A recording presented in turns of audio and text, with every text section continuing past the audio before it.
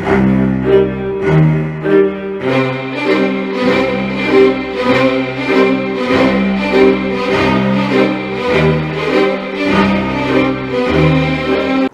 மாநிலம் கொல்லம் பகுதியில் இருக்கிற ஆஞ்சல் அப்படிங்கிற ஒரு ஊரில் வாழ்ந்து வந்தாங்க சாந்தாமா. சாந்தாமாவுக்கு ஒரே ஒரு பொண்ணு ரஞ்சினி. ரஞ்சினிக்கு அப்பொழுதுதான் ஒரு 17 நாட்களுக்கு முன்னாடி தான் இரட்டை குழந்தைகள் பிறந்திருந்தது. February 10, 2006 அன்றைக்கு காலையில் சாந்தாமா ரஞ்சினி கிட்ட, இங்கே வருமா, நான் முனிசிபல் ஆஃபீஸ் வரைக்கும் போயிட்டு வந்துடுறேன், குழந்தைங்களுக்கு பர்த் சர்டிஃபிகேட்டுக்கு நம்ம அப்ளை பண்ணணும், அதனால் நான் போய் அப்ளை பண்ணிட்டு வந்துடுறேன் அப்படின்னு சொல்லிட்டு அந்த அம்மா வீட்டிலேருந்து கிளம்பி போகிறாங்க. அங்கே போய் தன்னுடைய மகளுடைய 2 குழந்தைகளுக்கும் அங்கே இருக்கிற அதிகாரிகளிடம் தேவையான ஃபார்ம் எல்லாம் ஃபில்அப் பண்ணி கொடுத்துட்டு அதற்கு பிறகு அவங்க அங்கேருந்து கிளம்பி வீட்டுக்கு வராங்க. அவங்க வீட்டுக்கு வரும்போது மதியம் சுமார் 2-2:30 மணி இருக்கும். சாந்தமா வீட்டுக்கு வந்தபோது வழக்கம் போல் காலிங் பெல் அடிக்கிறாங்க. கொஞ்ச நேரம் ஆகியும் கதவை யாரும் திறக்கவே இல்லை. மீண்டும் மீண்டும் காலிங் பெல் அடிக்கிறாங்க. ஆனால் கதவை ரஞ்சினி திறந்த பாடில்ல. ரஞ்சினின்னு கூப்பிட்டுட்டு காம்பவுண்ட் கேட்டை திறந்துக்கிட்டு உள்ளே வந்தவங்க மெயின் டோர் மேலே கை வைக்கிறாங்க. மெயின் டோர் மேலே கை வச்சது தான் மாயம். கதவை அப்படியே டாயிங் அப்படின்னு உள்வாங்கிக்குது. கதவை என்னடா தாள் போடாமையே இருக்குது, ரஞ்சினி என்ன நாம் வருவேன்னு கதவை திறந்து வச்சுட்டு குளிக்க போயிட்டாளா அப்படின்னு தனக்குத்தானே சொல்லிட்டு சாந்தம்மா உள்ளுக்குள்ளே வராங்க. உள்ளுக்குள்ளே வந்தால் ஹாலு அப்படியே அமைதியாக எல்லாம் வச்ச வண்ணமாக இருக்குது. மறுபடியும் ரஞ்சினி அப்படின்னு கூப்பிட்டுக்கிட்டு சாந்தம்மா ரஞ்சினியுடைய பெட்ரூம்குள்ளே போகிறாங்க. வழக்கமாக ரஞ்சினி அங்கே தான் இருப்பாங்க. தன்னுடைய 2 குழந்தைகள், இரட்டை குழந்தைகள் அல்லவா ரஞ்சினிக்கு, அந்த 2 குழந்தைகளை கட்டலில் படுக்க வச்சுக்கிட்டு அங்கே தான் இருப்பாங்க.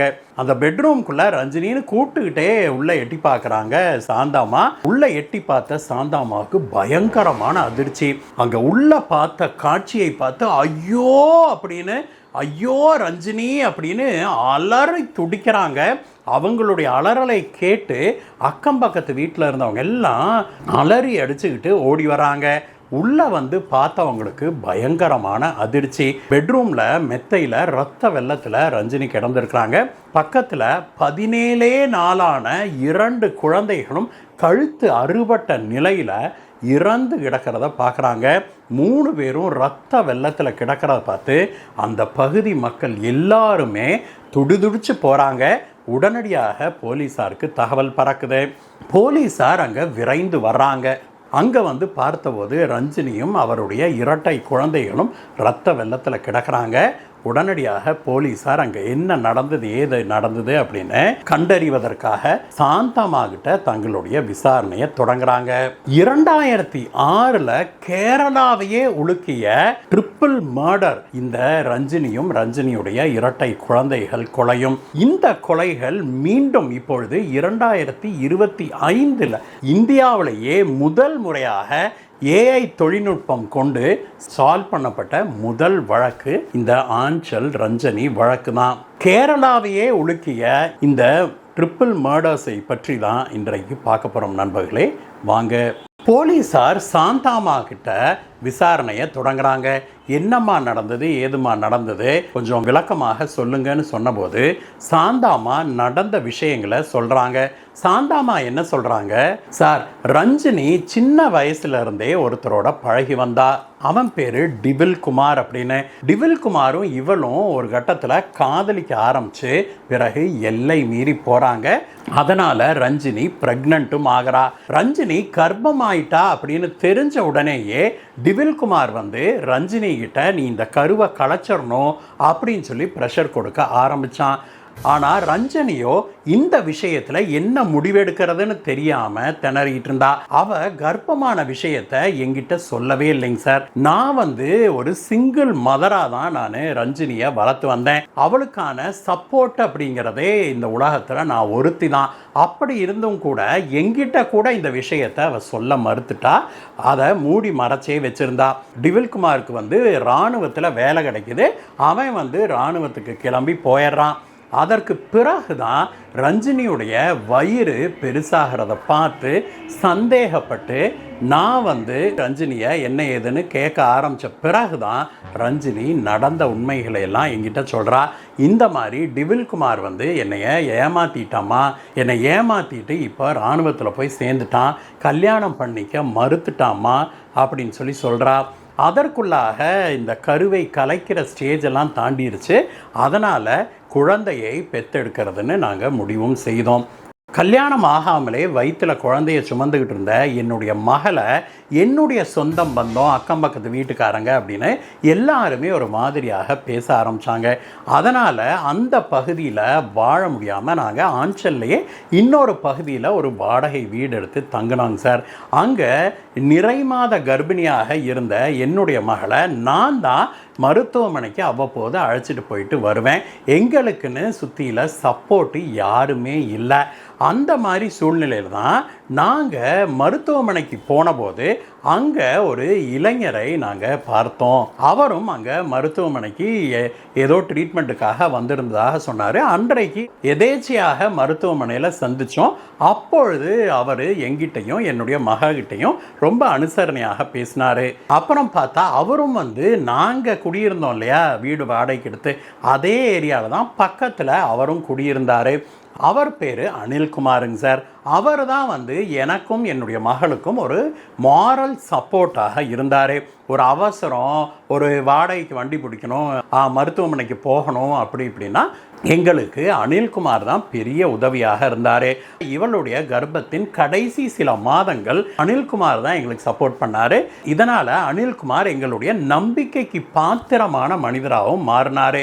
இவளுக்கு டெலிவரி டைம் ஆன போது அனில்குமார் தான் சார் கூடவே மருத்துவமனைக்கு வந்தார். வந்துட்டு அங்கே மருத்துவமனையில் ரஞ்சினியை அட்மிட் பண்ணதுலேருந்து எல்லா சந்தர்ப்பத்திலையும் என்ன உதவி வேணாலும் ஓடோடி செஞ்சார் அனில்குமார். அட்மிட் ஆகி ஒரு சில நாட்கள்லேயே அழகான இரட்டை குழந்தைகளை பெற்றெடுத்தா என்னுடைய மக ரஞ்சினி. அதற்கு பிறகு நாங்கள் வீட்டுக்கு திரும்பி வந்தோம். அவ்வப்போது அனில்குமார் என்னுடைய மகளுக்கும் எனக்கும் ஆதரவாக வரப்போக இருந்தார். ஒரு ஆறுதலான பேச்சும் பேசி வந்தார். இதனால் எங்களுக்கும் ஒரு ஆண் துணை இருக்குது அப்படின்னு ஒரு தைரியமும் இருந்ததுங்க சார். இப்படிப்பட்ட சூழ்நிலையில் என்னுடைய மக ரஞ்சினி இந்த மாதிரி தன்னுடைய குழந்தைகளுக்கு அப்பா டிவில்குமார் தான் அப்படின்னு ப்ரூவ் பண்ணணும் அப்படின்னு சொல்லிட்டு கேரளா ஸ்டேட் விமன் கமிஷனில் ஒரு மனு ஒன்று தாக்கல் செய்தார் சார். அதில் இந்த மாதிரி என்னையை ஏமாற்றிட்டு டிவில்குமார் இராணுவத்தில் இருக்கிறாரு, அவருடைய டிஎன்ஏவையும் என்னுடைய குழந்தைகளுடைய டிஎன்ஏவையும் டெஸ்ட் பண்ணி அவர்தான் இந்த குழந்தைகளுக்கு தந்தை அப்படின்னு ப்ரூவ் பண்ணணும் அப்படின்னு சொல்லி அந்த மனுவில் கேட்டுக்கொண்டாங்க. எல்லா விஷயத்திலையும் எங்களுக்கு ஆதரவாக இருந்த அனில்குமார் இந்த விஷயத்தில் மட்டும் ரஞ்சினிகிட்டையும் எங்கிட்டையும் அவசரப்பட வேண்டாம், நீங்கள் டிஎன்ஏ டெஸ்ட் அது இதுன்னு போக வேண்டாம், எதுக்காக இப்படி நீங்கள் பண்ணுறீங்க, இன்னும் கொஞ்சம் டைம் போட்டும், குழந்தைங்க நல்லபடியாக கொஞ்சம் பெருசாகட்டும், அவரே வருவார்ல, உங்களை ஏமாத்தணும்னு சொல்கிறாங்கல்ல டிவில்குமார், அவரே வருவார்ல ஊருக்கு, அப்போ பேசி பார்க்கலாம் அப்படின்லாம் எவ்வளவோ எடுத்து சொன்னாங்க சார் அனில்குமார். ஆனால் என் பொண்ணு பிடிவாதமாக இந்த மனுவை கொடுத்தே ஆகணும் அப்படின்னு கொடுத்தா. அதற்கு பிறகு சில நாட்கள் உருண்டோடுது. கடந்த 4-5 நாளாகவே என்னிடமும் ரஞ்சினி கிட்டையும் அனில்குமார் இந்த மாதிரி குழந்தைங்களுக்கு பர்த் சர்டிஃபிகேட் வாங்கணும், நீங்கள் போய் பஞ்சாயத்து ஆஃபீஸில் அப்ளை பண்ணுங்கம்மா அப்படின்னு சொல்லிக்கிட்டே இருந்தா. அப்படி அதனால தான் இன்றைக்கு காலையில் கிளம்பி நான் பஞ்சாயத்து ஆஃபீஸுக்கு போனேன் சார். என்னுடைய பேரப்பிள்ளைகள் 2 பேர்த்துக்கும் பர்த் சர்டிஃபிகேட் அப்ளை பண்ணுறதுக்காக போயிருந்தேன். போயிட்டு நான் திரும்பி வரும்போது தான் இந்த கொடூரமான காட்சியை நான் பார்த்தேன் அப்படின்னு சொல்லிட்டு சாந்தாமா ஓன்னு அழுவடாங்க. அனில்குமார் பக்கத்தில் தான் குடியிருக்கிறான்னு சொன்னாங்க இல்லையா, அந்த வீட்டுக்கு போய் பார்க்குறாங்க. அங்கே அப்படி யாருமே இல்லை, வீடு பூட்டி இருக்குது. அதற்கு பிறகு போலீஸார் உணர்றாங்க இந்த அனில்குமாருக்கும் இதற்கும் ஏதோ சம்பந்தம் இருக்க மாட்டிருக்குது அப்படின்னு நினைக்கிறாங்க. அனில்குமாருடைய வீட்டில் ஒரு 2 வீலர் நிற்குது. அந்த 2 வீலரில் இருக்கிற அந்த நம்பர் பிளேட்டை எடுத்து போலீசார் ஆய்வு செய்த போது அது பத்தன்கோட் மிலிட்டரி பேஸ், பஞ்சாபில் இருக்கிற ராணுவ தளத்தில் பயன்படுத்தப்படுகிற ஒரு 2 வீலர் அப்படின்னு சொல்லி தெரிய வருது. உடனடியாக போலீசார் பத்தான்கோட் மிலிட்டரி பேஸ்க்கு அனில்குமாருடைய போட்டோவை அனுப்பி அங்கே அனில்குமார் இருக்கிறாரா அப்படின்னு விசாரிக்கிறாங்க. கூடவே போலீசார் இன்னொரு விஷயத்தையும் செய்கிறாங்க.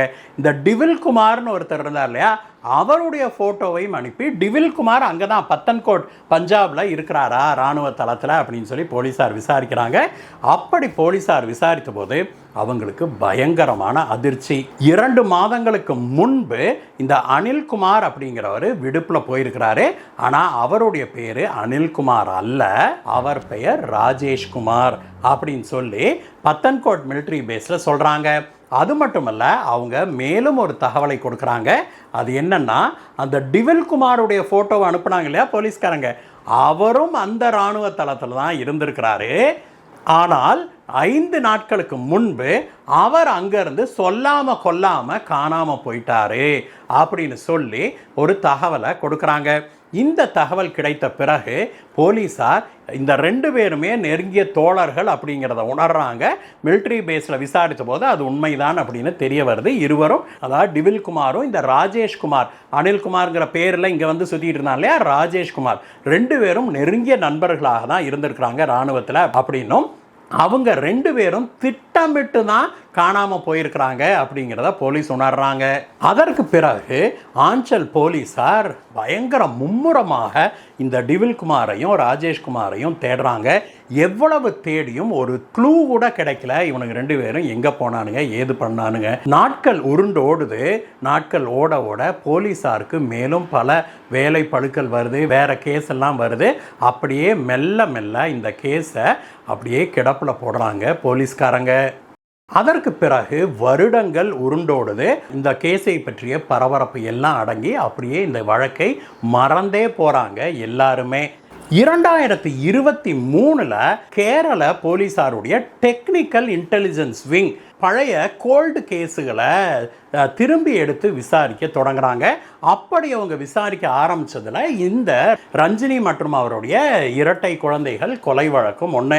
அப்படி அவங்க எடுத்து விசாரிக்க ஆரம்பித்த போது அவங்கக்கிட்ட டிவில்குமார் மற்றும் ராஜேஷ்குமார் ஆகிய 2 பேர்த்துடைய ஃபோட்டோ இருந்தது. அவங்களுடைய சின்ன வயசு ஃபோட்டோ தானே இருக்கும், அப்போ இந்த ஃபோட்டோ தான் ஃபைலில் இருந்திருக்குது. அந்த ஃபோட்டோவை வச்சுக்கிட்டு அதுக்கு பிறகு சாந்தாமாவையும் காண்டாக்ட் பண்ணி பழைய கேஸை தூசி தட்டி எடுத்து மீண்டும் விசாரிக்க ஆரம்பிக்கிறாங்க. அப்பொழுது அந்த பொறுப்பாளராக இருந்த போலீஸ் ஆஃபீஸர் என்ன சொல்கிறாரு, இந்த டிவில்குமார் மற்றும் ராஜேஷ்குமார் இருக்காங்க இல்லையா, அந்த 2 பேர்த்தோட இளமை ஃபோட்டோ இருக்கு இல்லையா, அதை ஒரு 17-18 வருஷத்துக்கு பிறகு இவங்க எப்படி இருப்பாங்க அப்படின்னு கொஞ்சம் அந்த ஃபோட்டோ வச்சு வயதானவங்களை உருவாக்குவாங்களே, இன்றைக்கி நாமெல்லாம் ஏஐயில் சாதாரணமாக பண்ணுறோம் இல்லையா, அந்த மாதிரி வயதானால் 20 வருஷம் ஆச்சுன்னா இவங்க எப்படி இருப்பாங்க அப்படிங்கிற ஒரு தோற்றத்தை ஆர்டிஃபிஷியல் இன்டெலிஜென்ஸ் மூலமாக உருவாக்க சொல்கிறாரு. செயற்கை நுண்ணறிவு கொண்டு இந்த டிவில்குமார் மற்றும் இந்த அனில்குமார் அப்படிங்கிற ராஜேஷ்குமார் அந்த 2 பேர்த்துடைய ஃபோட்டோவையும் உருவாக்குறாங்க டெக்னிக்கல் இன்டெலிஜென்ஸ் விங்கில். அந்த ஃபோட்டோவை எடுத்த போலீஸ்காரங்க அடுத்ததாக செய்தது தான் ஒரு மிகப்பெரிய விஷயமாக அமையுது இந்த குற்றவாளிகளை கண்டுபிடிக்க. இந்த ஏஜ்டு ஃபோட்டோ இருக்குது இல்லையா, அந்த ஃபோட்டோவை வைத்து சோஷியல் மீடியாவில் இருக்கிற ஃபோட்டோஸோட ரன் பண்ணுறாங்க, மேட்ச் பண்ண ஆரம்பிக்கிறாங்க. இப்போ தான் அதுக்கெல்லாம் சாஃப்ட்வேர்லாம் வந்துருச்சு இல்லையா, அப்படி அவங்க தீவிரமாக தேட ஆரம்பிக்கிறாங்க. அப்படி அவங்க தேடிய போது ஒரு ஃபோட்டோ 90% மேட்ச் அப்படின்னு வருது. யாருடைய ஃபோட்டோ அப்படின்னு பார்த்தா, இந்த அனில்குமார்ங்கிற பேரை வச்சுக்கிட்டு பொய் பேசிக்கிட்டு ரஞ்சினியை டெலிவரி டைமில் கூட இருந்து சப்போர்ட் பண்ணுற மாதிரி தெரிஞ்சானே அந்த ராஜேஷ்குமார், அவனுடைய ஃபோட்டோவோட இன்னொரு ஃபோட்டோ 90% மேட்ச்னு காட்டுது. அந்த ஃபோட்டோ யாருது அப்படின்னா, பாண்டிச்சேரியில் வாழ்ந்து வந்த ஒரு இன்டீரியர் டெக்கரேட்டராக வேலை செய்து வந்த ஒரு பிரவீன்குமார் அப்படிங்கிறவருடைய ஃபோட்டோவோடு மேட்ச் ஆகுது. அந்த பிரவீன்குமாருடைய திருமண ஃபோட்டோவை சோஷியல் மீடியாவில் ஃபேஸ்புக்கில் அப்லோட் பண்ணியிருந்துருக்குறாங்க. அந்த திருமண ஃபோட்டோவோடு இந்த ஃபோட்டோ மேட்ச் ஆகிருக்குது. அந்த ஃபோட்டோவை பார்க்குறாங்க. 90% மேட்ச்னு காமிக்குது.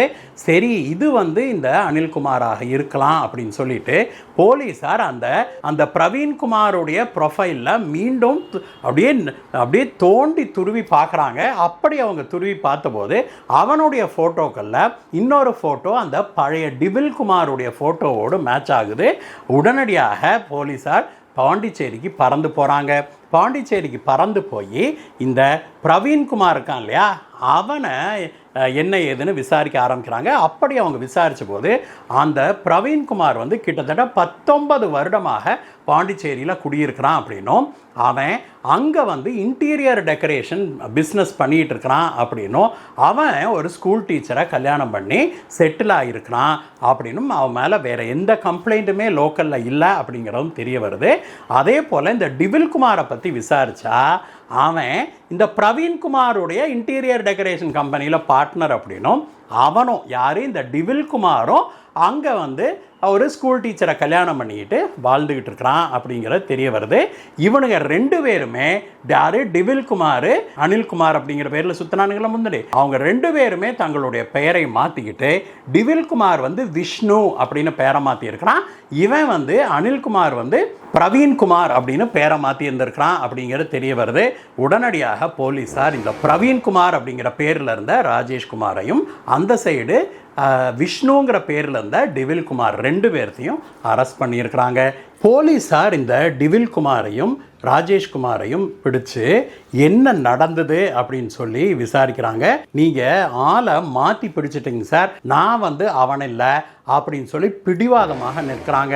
அதற்கு பிறகு போலீஸார் இதெல்லாம் சரிப்பட்டு வராது அப்படின்னு டிபில்குமாருக்கும் இந்த ராஜேஷ்குமாருக்கும் தங்களுடைய பாணியில் கிட்டுக்கு பிடி விசாரணை போட்டு விசாரிக்க ஆரம்பிக்கிறாங்க. போலீஸாருடைய அந்த கிட்டுக்கு பிடி விசாரணையுடைய தீவிரத்தை தாங்க முடியாத டிபில்குமார் நடந்த உண்மைகளை எல்லாம் சொல்லிடுறாங்க சார் அப்படின்னு சொல்கிறான். அவன் என்ன சொல்கிறான்னா, நானும் ரஞ்சனியும் காதலிச்சோம் சார், அப்புறம் எல்லை மீறி போயிட்டோம், அவள் ப்ரெக்னென்ட் ஆயிட்டா, அவள் ப்ரெக்னென்ட் ஆன பிறகு தான் நான் அதிர்ச்சி அடைஞ்சேன். நானும் அவகிட்ட எவ்வளவோ சொன்னேன், நான் வேறு ஜாதி நீ வேறு ஜாதி, திருமணம் பண்ணிக்கிறதெல்லாம் ஒத்து வராதுமா, நீ கருவை களைச்சிருன்னு சொன்னேன். ஆனால் அவள் பிடிவாதமாக முடியாதுன்னு சொல்லிட்டா. அதற்கு பிறகு நீ கெட்டு போ, நான் இராணுவத்துக்கு போகிறேன்னு சொல்லி எனக்கு அங்கே வேலை கிடச்சுன்னு நான் கிளம்பி போயிட்டேங்க சார். பிரச்சனை அதோட முடிஞ்சிடும் அப்படின்னு தான் நான் நினச்சேன். அதனால தான் இவ என்ன லெவலில் இருக்கிறான்னு பார்க்கறதுக்கு தான் என்னுடைய நெருங்கிய நண்பனான ராஜேஷ்குமாரை நான் அங்கேருந்து இங்கே அனுப்பி வச்சேன். போய் டெலிவரி டைமில் கூட இருந்து என்ன நடக்குது ஏது நடக்குதுன்னு நீ கொஞ்சம் கண்காணிச்சுக்கிட்டு வா, நமக்கு ஒரு பிரச்சனையும் இல்லை அப்படின்னா நாம் அவளை மறந்துட்டு இப்படியே இருந்துக்கலாம் அப்படின்னு சொல்லி சொன்னாங்க சார். அதனால தான் ராஜேஷ்குமார் வந்து ரஞ்சினி வீட்டுக்கு பக்கத்துலேயே கொஞ்சம் தள்ளி ஒரு வீடு வாடகைக்கு எடுத்து அவங்க கூட ஃப்ரெண்டானா, ஆஸ்பத்திரியில் சந்திக்கிற மாதிரி சந்தித்து ஒரு நட்பை வளர்த்துக்கிட்டான். அதற்கு பிறகு அவன் வந்து முடிஞ்ச அளவுக்கு இதை பிரச்சனை இல்லாமல் சால்வ் பண்ணுறதுக்கு தான் என்னைய பிக்சருக்குள்ளேயே வராமல் எப்படியாவது இதை சால்வ் பண்ணிடலாம் அப்படின்னு தான் அவனும் முயற்சி செய்தான்.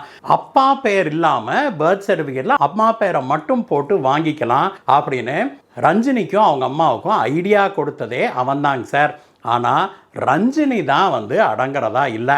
அவள் வந்து அதெப்படி என்னுடைய குழந்தைகளுடைய தந்தை யாருன்னு நான் சர்டிஃபிகேட்டில் போடணும்ல, அதுக்காகவாவது டிபில்குமார் பேரை நான் போடணும் அப்படின்னு சொல்லி அவள் வந்து மிலிட்ரியில் இருந்த அப்புறம் என்னுடைய குடும்பத்தை எப்படியெல்லாமோ தொடர்பு கொள்ள ட்ரை பண்ணா, முயற்சித்தா, ஆர்ம் ட்விஸ்ட் பண்ணுனா, எப்படியாவது என்னைய மடக்கி கல்யாணம் பண்ணிக்கணும் அப்படின்னு சொல்லி அவள் ட்ரை பண்ணா. ஆனால் எதுக்குமே நான் வந்து ஒத்து வரல. அதற்கு பிறகு தான் குழந்தை பிறந்த பிறகு தான் அவள் அந்த குண்டை தூக்கி போட்டாங்க சார்.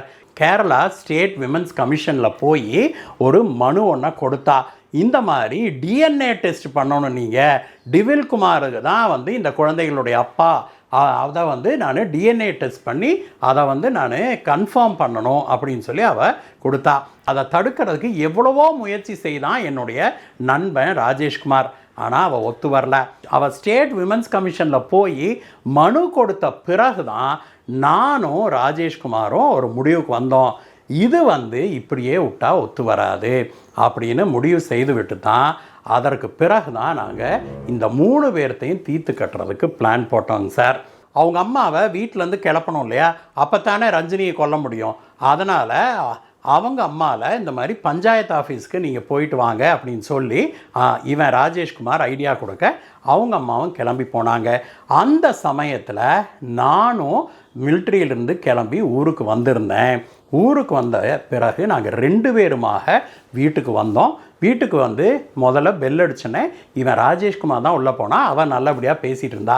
அதற்கு பிறகு அவங்க ரூம்குள்ளே பேசிகிட்டு இருக்கும்போது தான் அழுங்காமல் நான் மெயின் டோரை திறந்துக்கிட்டு உள்ளே போனேன். நான் உள்ளே போன பிறகு என்னை பார்த்த உடனே ரஞ்சினி பயங்கர அதிர்ச்சி ஆயிட்டா. அதற்கு பிறகு அவள் கத்துறதுக்கு எத்தனித்த போது தான் என்னுடைய நண்பன் ராஜேஷ்குமார் அவளை கழுத்தை நெரிச்சான் சார். அதற்கு பிறகு நான் ஓடி போய் ஒரு கத்தி எடுத்துகிட்டு வந்து அவளை கழுத்தை அறுத்தேன். ஒரு சில நிமிடங்கள்லேயே ரத்த வெள்ளத்தில் விழுந்து அவள் துடிதுடிச்சு செத்து போனான். அதற்கு பிறகு இந்த குழந்தைகள் இருந்தால் அது என்னுடைய குழந்தைகள்னு டிஎன்ஏ டெஸ்ட்டில் புருவாயிரும் அப்படிங்கிறதுனால குழந்தைகளையும் கொல்றதுன்னு முடிவு செய்து தான் முதலே வந்திருந்தோம். அதன்படி கத்தி எடுத்து 2 குழந்தைகளுடைய கழுத்தையும் நாங்கள் 2 பேரும் அறுத்தோம். அறுத்துட்டு அங்கேருந்து கிளம்பி ராஜேஷ்குமாரோட வீட்டுக்கு போயிட்டு எங்கள் திங்ஸ் எல்லாம் எடுத்துகிட்டு அங்கேருந்து கிளம்பி ஓடி போயிட்டோங்க சார். இராணுவத்துக்கு திரும்பி போனால் நம்மளை பிடிச்சிடுவாங்க அப்படிங்கிறதுனால நாங்கள் இராணுவத்துக்கு திரும்பி போகவே இல்லை. அப்படியே அங்கே இங்கேன்னு ஒவ்வொரு ஊராக சுற்றிட்டு கொஞ்ச நாள் கழித்து பாண்டிச்சேரியில் வந்து செட்டில் ஆனோம். பிறகு கொஞ்சம் இன்டீரியர் டெக்கரேஷன் வேலைக்கு சேர்ந்தோம், வேலை செஞ்சுக்கிட்டு இருந்தோம். பிறகு பிஸ்னஸ் ஆரம்பித்து லோக்கல்லையே 2 டீச்சர்ஸை பார்த்து நாங்கள் கல்யாணம் பண்ணிக்கிட்டு இங்கேயே செட்டில் ஆகிட்டோம். சம்பவம் நடந்து பல வருஷங்கள் உருண்டோடின பிறகு இனிமே வந்து அந்த கேஸில் ரஞ்சினி மற்றும் என்னுடைய குழந்தைகள் கேஸில் நம்மளை பிடிப்பாங்கங்கிற எண்ணமே எங்களுக்கு இல்லை. நாங்கள் ஒரு ஃப்ரீயான வாழ்க்கையை வாழ்ந்துக்கிட்டு இருந்தோம். ஆனால் சம்பவம் நடந்து 19 வருஷத்துக்கு பிறகு நீங்கள் வந்து எங்களை பிடிப்பீங்கன்னு நாங்கள் கனவுல கூட நினைக்கலைங்க சார் அப்படின்னு டிவில்குமாரும் ராஜேஷ்குமாரும் சொல்கிறாங்க. இந்தியாவிலேயே முதலாக ஏஐ தொழில்நுட்பம் கொண்டு செயற்கை நுண்ணறிவை கொண்டு சால்வ் பண்ணப்பட்ட முதல் வழக்கு இதுதான் நண்பர்களே. இந்த வீடியோவை பற்றிய உங்களுடைய கருத்துக்களை சொல்லுங்கள் நண்பர்களே. மீண்டும் உங்களை வேற வீடியோ சந்திக்கிறேன் கைஸ். Bye bye.